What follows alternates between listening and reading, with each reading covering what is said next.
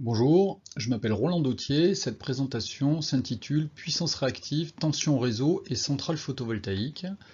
Je vais vous expliquer, ou du moins essayer de vous expliquer les enjeux de la puissance réactive et notamment sur la gestion du plan de tension au réseau. Et depuis pas longtemps, nous avons une imposition en France de régler une tangente phi à moins 0,35 dans les onduleurs photovoltaïques, et donc on va voir quel est l'intérêt de faire ce réglage. Alors, l'intérêt principal du réglage, c'est que sans investir donc d'argent supplémentaire dans le réseau, grâce à ce réglage, on arrive à accueillir 30% de puissance d'énergie renouvelable supplémentaire au réseau, sans dépenser d'argent. Donc en fait, c'est quand même là l'intérêt principal. Et donc les études techniques ont été menées par Enedis et l'association Espul, une super association pour le photovoltaïque. Alors, dans le principe, déjà, pourquoi ce tangent phi moins 0,35? Si je prends l'exemple ici, où on a donc ici on a la partie HTA, ici c'est la partie basse tension. Imaginons qu'à la sortie du transformateur, j'ai 400 volts entre phase, 230 volts entre neutre et phase. Si j'ai donc des modules photovoltaïques au soleil qui produisent, celui qui va produire raccorder réseau, c'est l'onduleur. Donc là, la tension va s'élever au niveau de l'onduleur photovoltaïque. Donc si j'avais 400 volts, je me prends mon voltmètre de ce côté-là, côté transfo, j'ai peut-être 400 volts. Côté onduleur photovoltaïque centrale de production, je vais avoir 420 volts par exemple, puisque le transfert de puissance se fait dans ce sens-là. Voilà. Donc ça c'est l'idée de ce réglage, c'est de se dire, à partir du moment où la tension va monter de ce côté, est-ce que j'ai pas un moyen d'éviter qu'elle monte de trop? Et donc c'est l'objet de ce réglage, c'est de compenser l'élévation de tension.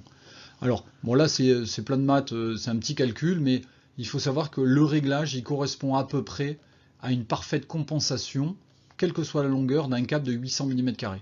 Bon alors évidemment ça n'existe pas, hein, un câble de 800 mm², à cause de l'effet de peau, on va plutôt trouver des câbles jusqu'à 240 mm². Mais bon, l'esprit, c'est donc une partie de l'élévation de tension due à la production photovoltaïque sera compensée avec ce réglage. Alors, on peut se poser la question déjà, c'est est-ce que ce réglage va me faire perdre des kilowattheures? Puisque je rappelle, hein, quand on fait du photovoltaïque, hein, le but du jeu c'est de faire un maximum de puissance active, parce que c'est ce qui coûte de l'argent, hein, on va dire. Donc ce qui permet de rapporter ou économiser. Donc ce qu'on économise c'est du kilowattheure. Et donc un dimensionnement assez classique qu'on va retrouver en photovoltaïque, c'est un onduleur qui est 20% plus petit que la puissance des modules photovoltaïques. Donc si j'ai acheté, je sais pas moi, 100 watts crête de modules photovoltaïques, je vais avoir un onduleur qui fait 80 VA.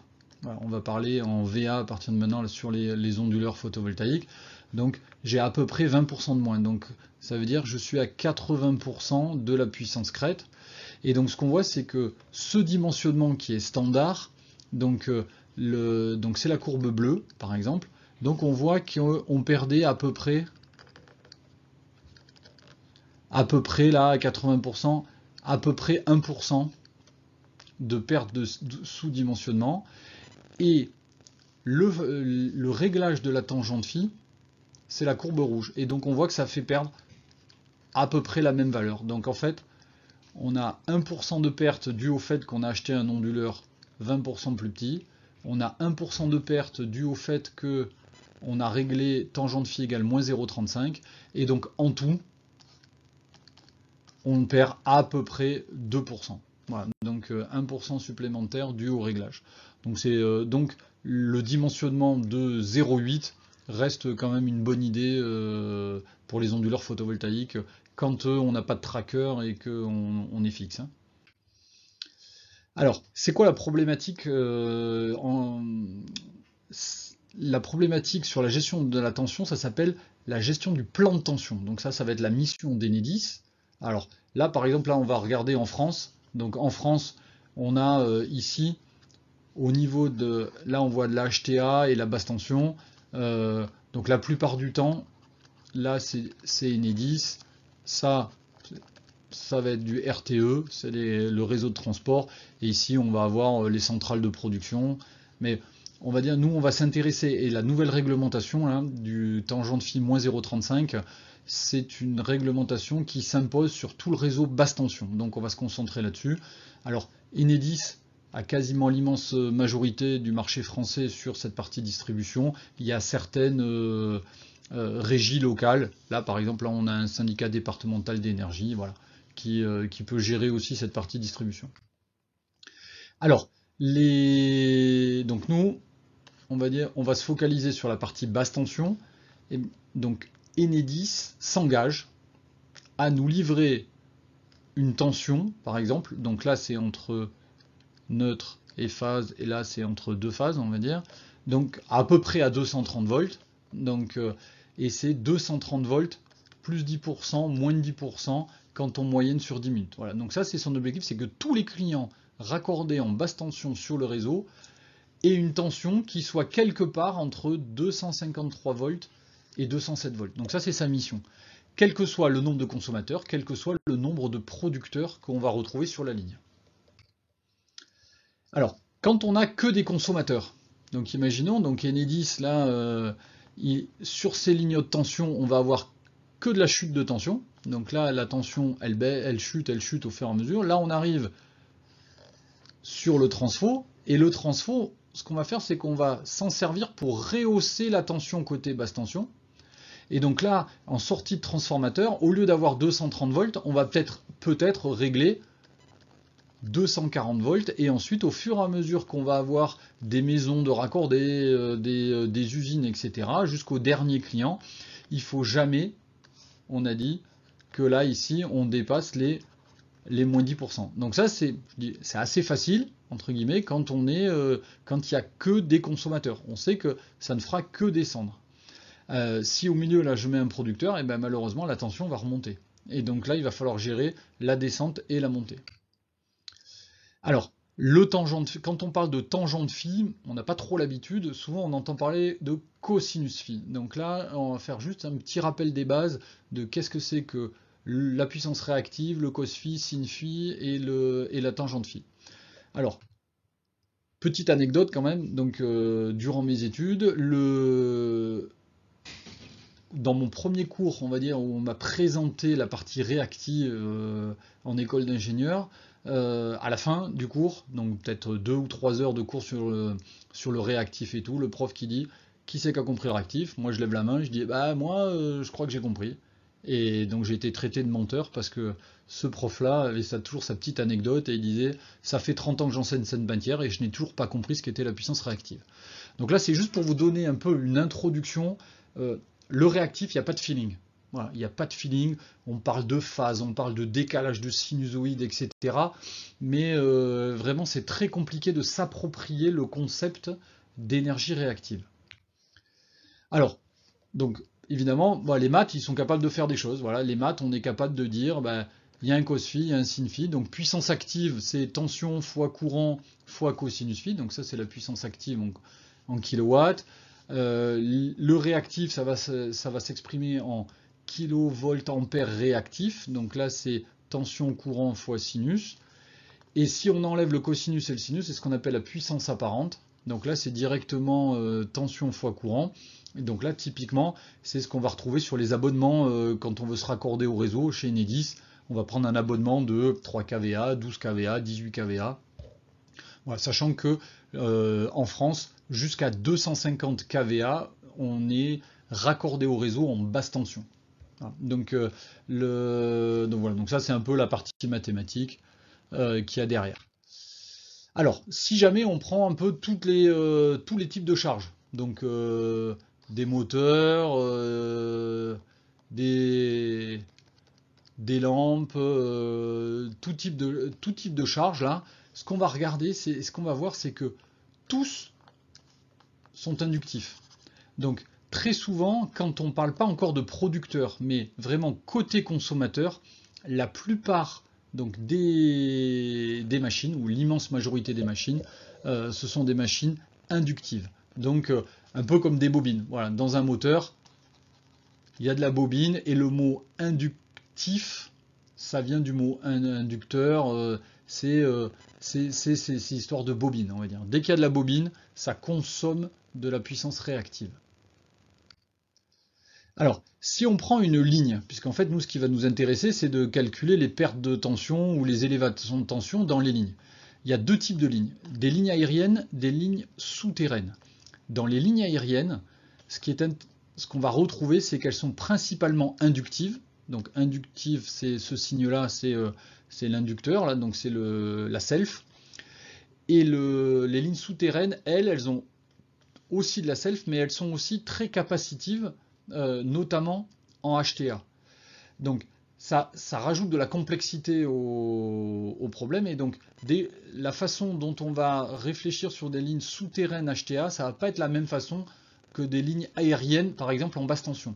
Donc nous on va, dans cette présentation, on va se contenter de parler de basse tension, de moins de 10 km, et donc dans ce cas-là, on va négliger les parties capacitives et on va se concentrer sur la partie résistive et la partie selfique de la ligne. Alors, là, on va arriver sur les dénominations dans les normes. Et alors, nous en France, on a dit, hein, c'est Enedis principalement, donc en fait, on va garder les conventions d'Enedis. Mais il faut savoir que les conventions d'Enedis sont en contradiction avec les conventions internationales. Donc là, CEI, là, le I ici, c'est pour international. Hein. Donc en fait, dans le monde, ils se sont mis d'accord normalement que y a qu'est-ce qu'on appelle capacitif, qu'est-ce qu'on appelle inductif et tout ça, et ça marche pas dans le même sens que ce que nous on va décréter en France. Alors, il y a quelques trucs qui sont par contre qui sont fixes et que nous on peut garder comme acquis, c'est que alors Q pour info, ça c'est la puissance réactive, P c'est la puissance active. Si c'est négatif, c'est qu'on est en train d'exporter vers le réseau. Donc on est producteur. Donc typiquement, quand on a un onduleur photovoltaïque qui va injecter de la puissance active sur le réseau, cette puissance va être négative, donc P va être négatif. Voilà. Et quand les valeurs sont positives, c'est qu'on consomme. Voilà. C'est qu'on importe de la puissance active ou la puissance réactive. Donc par exemple, un moteur, il va consommer de la puissance active, il va consommer de la puissance réactive, et donc les deux signes seront positifs. Donc là, typiquement, si je prends un moteur, il sera dans ce qu'on appelle un cadran. Donc là, il y a des cadrans. Donc ce cadran, donc le moteur par exemple, il va se situer ici. Voilà. Nous, quand on est en production photovoltaïque, donc avant qu'on nous impose le tangent de phi égale moins 0,35, on était positionné quelque part ici, puisque la puissance, là ici il y a un moins, hein, on ne le voit pas bien mais il y a un moins, puissance négative, ça veut dire qu'on est du côté producteur d'actifs. Et pour info, quand on va nous positionner en tangent de phi égale moins 0,35, on est quelque part ici. Tangente égale moins 0,35. On va voir après un peu dans le détail, mais voilà, on se situe dans ce secteur-là quand on nous impose une tangente de moins 0,35 quand on est un onduleur photovoltaïque. Voilà. Juste pour illustrer, hein, vous voyez, en rose ici, Enedis nous dit c'est un fonctionnement capacitif, donc dans les deux cas là c'est capacitif. On le retrouve bien par exemple sur certains constructeurs, là par exemple j'ai pris Siemens, il nous montre bien que dans ces deux secteurs on voit des capacitifs. Par contre, si on compare à la norme internationale, ici là c'est inductif, ici c'est capacitif. Donc on se méfie fortement des conventions, etc. Nous en France on va rester sur les conventions de Enedis. Alors, dans ces câbles, à partir du moment où on néglige la partie capacitive, parce qu'on a dit qu'on était en basse tension sur des lignes pas trop longues, on va retrouver cette formule-là, voilà, qui d'habitude est appliqué aux chutes de tension. Donc c'est pour les charges. C'est-à-dire, j'ai un moteur en bout de ligne, la chute de tension, elle va ressembler à ça. Nous, si on est en photovoltaïque, alors après c'est pareil, ça va dépendre de quel côté on se place. À partir du moment où on nous a imposé une tangente phi qui vaut moins 0,35, normalement le cosinus, eh bien, comme on est producteur, la puissance active étant négative, le cosinus phi doit être négatif et le sinus phi positif. Après, ça dépend de quel côté on se place. Donc dans cette formule ici, on retrouve ρL sur S, ça c'est la résistance du fil, on va dire. Et après, là, on va retrouver la partie, donc, la partie réactive de l'impédance du fil. Hein. Donc ça, L, c'est la longueur, hein, c'est pas la self, hein, c'est la longueur. Et le lambda, ça va être la réactance. Voilà. Donc c'est la réactance linéique, donc ça veut dire par mètre. Voilà, donc on voit un câble, ça fait, alors pareil, hein, avec beaucoup d'approximations, 0,08 milliohm par mètre. Ça va être la réactance linéique d'un câble. Et ce qu'on voit, c'est que ça ne dépend pas de la section. Autant la résistance ici, elle dépend de la section en millimètres carrés. Donc là, ça c'est des millimètres carrés. Autant la réactance ne dépend pas de la section. C'est pour ça qu'on voyait que la compensation avec le tangente phi égale moins 0,35, c'est valide pour une section, donc les 800 mm², où il y aura une compensation parfaite de l'élévation de tension. Donc, ça c'est ce qu'on a dit. Hein. Donc, un onduleur PV, quand je produis du actif, j'ai une puissance active négative, avec un cosinus négatif. Et comme on nous demande une tangente négative, mon sinus, lui, sera du signe opposé du cosinus, et donc on va être avec une puissance réactive positive. Donc nous, ce que l'on nous demande, c'est de faire semblant d'être un moteur, et pas un condensateur. Donc l'onduleur PV, il doit faire semblant d'être une inductance. Voilà. Et donc, dans la ligne, on va retrouver donc une partie résistive, une partie donc selfique de la ligne. Et ce qu'on va voir, c'est que la tension aux bornes de la résistance qui va s'appliquer par rapport à la chute ou l'élévation, elle dépend de la puissance active, et la tension aux bornes de la réactance qu'on va avoir là, elle dépend de la puissance réactive. Et donc, l'intérêt, c'est dans cette formule-là, on n'est pas dans des vecteurs là, on est vraiment dans du résistance fois puissance active plus réactance fois puissance inductive. Et donc si P et Q sont de signes opposés, on a des chances que la chute de tension, qui est là, ou l'élévation de tension, s'annule. Si jamais j'arrive à avoir R fois P qui est égal à moins X fois Q, ça fait 0. Et donc tout le long de ma ligne, si j'ai 230 volts d'un côté de la ligne, de l'autre côté de la ligne, j'aurai 230 volts aussi. Malgré le fait que je sois en train d'injecter de la puissance active. Alors, si on rentre un peu dans les vecteurs, ça commence à complexifier un peu la donne. Mais ici, pour référence, on va retrouver donc là, on retrouve les cadrans d'Enedis. Hein. Ça, c'était la convention d'Enedis. On retrouve nos 4 cadrans.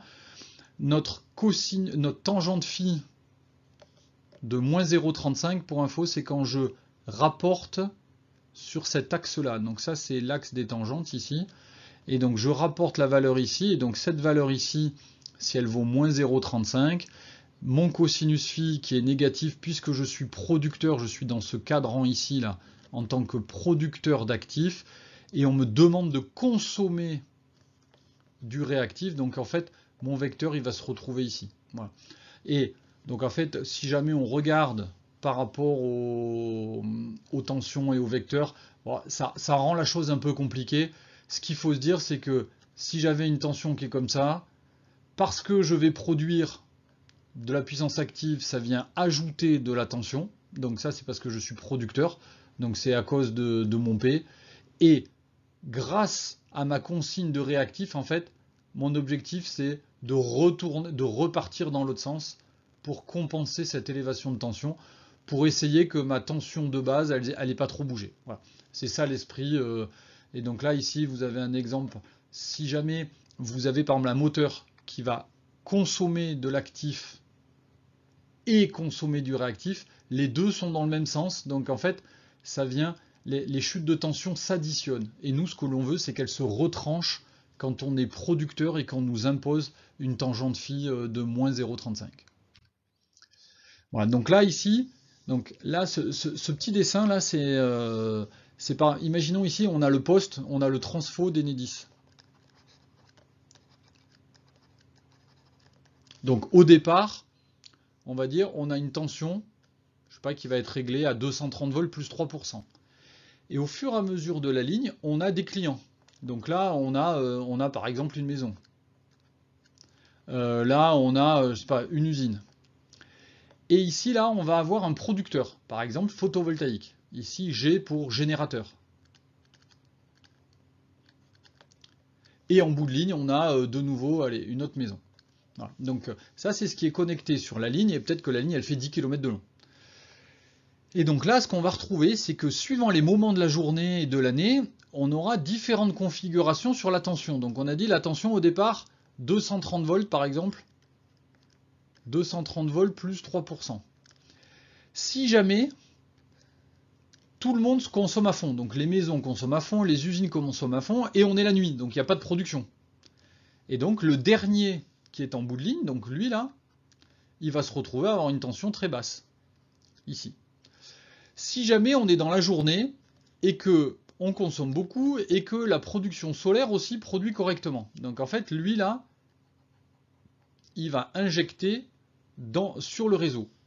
Et donc on va retrouver les chutes de tension qui vont être quand même compensées par la partie producteur. Et donc le dernier, lui, il va dire, ah bah tiens, il a une tension plus élevée. Donc on va dire, c'est pas plus mal. Donc quand tout le monde consomme et que ça produit, tout va bien.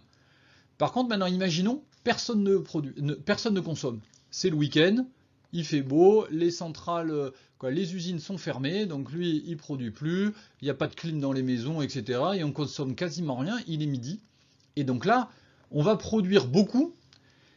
Et donc, comme on partait déjà d'une tension élevée ici, eh ben, à cause de mon générateur, je vais dépasser, par exemple, alors dans cet exemple c'est 5%, mais on avait vu que c'était 10% en basse tension. Mais donc en fait, notre tension va être trop élevée. Au plus on s'avance sur la ligne, au plus on aura une tension élevée. Et donc voilà, c'est ça la problématique qu'on va vouloir compenser avec le tangent phi égale moins 0,35. Alors comment ça se règle? Comment est-ce que dans les onduleurs photovoltaïques, on règle une tangente phi de moins 0,35? Alors déjà, donc nous, comme on a dit, en basse tension, c'est ça imposé à moins 0,35. Mais ce qu'il faut savoir, c'est que dans les conventions de raccordement, on peut trouver différents types de demandes de la part d'Enedis. Soit on a de la puissance réactive qui dépend de la tension, soit on a des consignes qui dépendent des heures et de la saison. Voilà. Donc des fois au mois de janvier, on veut telle tangente, au mois de février, on veut une autre, l'été, ça va être différent. Voilà. Donc ça, c'est ce qu'on appelle des consignes euro-saisonnières. Pour l'instant, nous, on va se concentrer sur celle qui est appliquée et obligatoire maintenant en basse tension. Si je reprends donc en HTA, voilà, juste pour info, si jamais je fais le réactif en fonction de la tension, l'idée c'est d'aider le réseau en fonction de la tension. Donc en fait, à l'horizontale ici, là, dans la courbe ici, là, on voit ça c'est la tension du réseau. Donc, si jamais j'ai bien, par exemple, 230 volts, tout va bien, on ne me demande pas de réactif.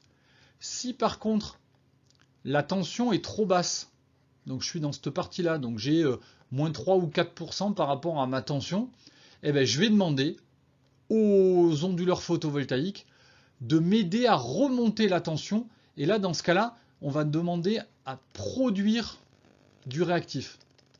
Donc là, on a de la production de réactif. Et qu'est-ce que ça veut dire produire du réactif? Ça veut dire qu'on va faire semblant d'être un condensateur. Donc l'onduleur photovoltaïque a la possibilité de faire semblant d'être un condensateur pour essayer de remonter la tension.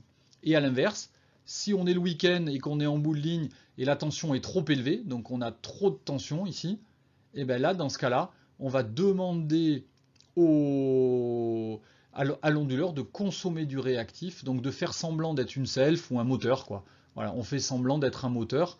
Et donc là, on va consommer du réactif avec l'onduleur photovoltaïque pour essayer de faire rabaisser la tension. Alors, ce qu'il faut savoir, c'est qu'un onduleur photovoltaïque, c'est de l'électronique de puissance. Donc dedans, c'est plein de transistors. Et ces transistors, ils permettent de générer une sinusoïde en courant qui est, alors si jamais on est en pure production d'actifs, donc il fait beau, il y a du photovoltaïque, on produit, et bien donc on va créer une sinusoïde en parfaite opposition avec la tension, et donc là ça nous fera un cosinus négatif, et on est producteur, donc on réinjecte du courant dans le réseau. Et ensuite après, suivant si le courant est en avance ou en retard sur la tension, on va avoir un effet, on va dire, de condensateur ou de self. Donc ce qu'on disait, c'est soit on injecte de la puissance réactive sur le réseau et dans ce cas-là on fait semblant d'être un condensateur, soit on va en soutirer et on fait semblant d'être un moteur ou une self. Voilà. Une petite remarque quand même, c'est un onduleur photovoltaïque, il est tout à fait capable d'absorber ou de produire du réactif la nuit. Il n'y a pas de soleil, et bien en fait on peut demander à un onduleur photovoltaïque, s'il te plaît, fais semblant d'être un condensateur ou fais semblant d'être un moteur, quoi, la partie réactive du moteur, il n'y a pas de problème. Un onduleur photovoltaïque, il a l'électronique en interne qui permet de faire ce boulot-là, sans avoir besoin de soleil. Voilà. Donc ça c'est un truc à bien piger, c'est pour ça qu'il n'y a pas de feeling sur la production de réactifs. Imaginez, si je prends l'exemple du condensateur, on dit qu'il injecte du réactif, donc il produit de les réactifs, et pourtant j'ai pas fait le plein du condensateur. J'ai acheté un condensateur, il est raccordé réseau, le simple fait qu'il existe et qu'il soit connecté sur le réseau, il va produire de l'énergie réactive. Alors que j'y fais pas le plein, j'y mets pas du soleil, j'y mais pas de la lumière, j'y mets pas du pétrole, rien du tout. Le condensateur est un producteur d'énergie réactive. Voilà. Donc je vous dis, c'est très difficile d'avoir du feeling là-dessus. Alors, là intervient la théorie du verre de bière. Donc imaginons, j'ai acheté un onduleur photovoltaïque, donc un onduleur photovoltaïque, continu vers alternative, et j'ai acheté un onduleur de 9 kVA. Et bien, mon verre de bière, la hauteur de mon verre de bière, c'est 9 kVA. Et ces 9 kVA, je peux m'en servir pour faire de la puissance active ou de la puissance réactive, donc la bière et la mousse. Mais dans tous les cas, mon verre, il va être fixe en kVA. Et donc, tant que, par exemple, le matin, il n'y a pas beaucoup de soleil, donc pas beaucoup de bière, voilà, donc pas beaucoup de puissance active, aucun problème de rajouter de la mousse, on ne va pas limiter. Voilà. La question va se poser quand il va faire très beau, il y a beaucoup de lumière, on va avoir donc beaucoup de production donc, solaire, donc là, ça c'est toute la partie photovoltaïque. Est-ce que je vais avoir la place pour rajouter la mousse, donc qui correspond, comme on m'a demandé un tangent de phi moins 0,35, j'ai besoin de laisser de la place pour la mousse. Alors, si donc le verre, on arrive quasiment, donc il est plein, on va dire, voilà, on est dans ce cas-là, il fait beau, et bien en fait, l'onduleur, lui, il a un max de kVA, il ne va pas pouvoir déborder. Et donc il va falloir prendre une décision. Soit on sacrifie le réactif, et donc on laisse la bière monter dans le verre, mais dans ce cas-là, il y aura moins de mousse, donc moins de puissance réactive. Et là, dans ce cas-là, on va s'approcher d'un cos phi de 1 et on ne respectera plus la consigne de Enedis à tangent de phi moins 0,35. Soit on dit, on maintient la consigne à moins 0,35 quoi qu'il arrive, et dans ce cas-là, on va demander à l'onduleur de se décaler du point de MPP. Pour rappel, un onduleur photovoltaïque, la plupart du temps, son boulot c'est de travailler au MPP qui est ici. Et donc, si jamais le verre est plein, on veut quand même garder une proportion de mousse. Et donc, il va falloir donc baisser la partie active. Et bien, l'onduleur, il ne va plus se positionner au MPP, il va se décaler et se positionner à un point de puissance inférieur pour maintenir le tangent de phi égale moins 0,35.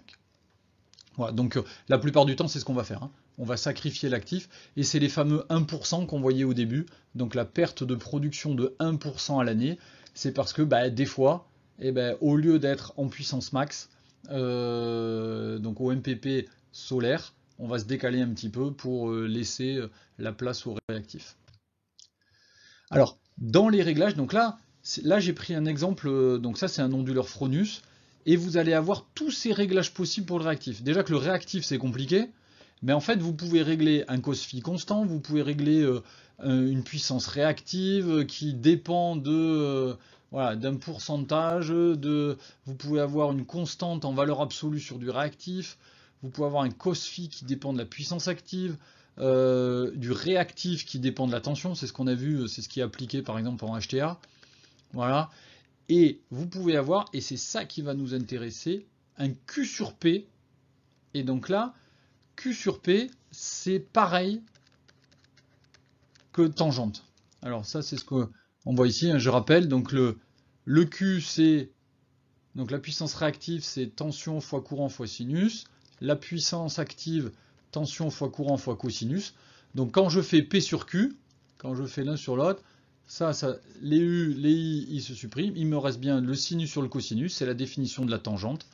Donc c'est bien le Q sur P qu'on va régler à moins 0,35 quand on est en France. Voilà. Donc c'est ça le réglage dans les onduleurs. Si jamais on voulait régler par exemple en version HTA du réactif qui dépend de la tension, donc là ce qu'on va regarder c'est que les dessins, alors même si c'est le même principe, hein, c'est en fonction de la tension, on va soit produire du réactif, soit en consommer. Après quand on rentre dans les docks, suivant si le fabricant d'onduleurs a respecté la convention internationale ou la convention d'Enedis, capacitif ou inductif, ça ne veut plus rien dire. Ça devient débile. Donc en fait, on fait attention. Voilà, les mots capacitif et inductif sont très difficiles à manier. Donc, puisque à un moment donné, on pourrait dire que c'est un générateur. Donc là, la petite phrase qui est là. Un générateur peut compenser une charge inductive en émulant un condensateur, par exemple. Et donc dans la même phrase, on peut avoir du capacitif, on peut avoir de l'inductif, ça dépend de quoi on parle. Donc c'est pour ça que voilà, il vaut mieux dire on injecte de la puissance réactive, et donc si on l'injecte et qu'on l'exporte vers le réseau, son signe sera négatif. Quand on l'importe, voilà, son signe sera positif. Voilà, mais c'est très compliqué de manier les concepts de capacitif et d'inductif. Moi, je le déconseille fortement. Et donc, oui, il y avait un autre réglage qui était possible. Par exemple, ce qu'on avait vu, c'est qu'on pouvait fixer carrément le réactif, quel que soit le soleil. Et bien ça, par exemple, si moi j'achète un onduleur photovoltaïque, imaginons, je n'y branche même pas un panneau dessus. Donc là, les modules là, photovoltaïques, je les branche pas. Donc je ne branche pas les modules, et bien je peux m'en servir comme bande condensateur. Donc je peux dire, s'il te plaît, onduleur photovoltaïque, soit uniquement un banc de condensateur. Donc en fait, ça ressemble à ça, un banc de condensateur. Et pour compenser la puissance réactive de certains moteurs, donc dans certains contrats, là on a des pénalités si jamais le cos phi il est pas bon là que l'on présente. Et donc ça pose aucun problème. Comme je vous ai dit, hein, un onduleur photovoltaïque, ça peut produire ou absorber du réactif même la nuit sans avoir besoin de puissance active. Donc aucun problème de pouvoir compenser le réactif d'un moteur. Et donc là, par contre, dans ce cas-là, alors la consigne de cos phi, puisqu'elle dépend de si on a démarré le moteur ou pas, et ben on va le faire par exemple par de la communication là, donc de la communication Modbus. Ça, typiquement, on va envoyer donc la consigne de réactif à l'onduleur. Voilà, donc la vidéo est terminée. J'espère qu'elle vous sera utile dans le futur.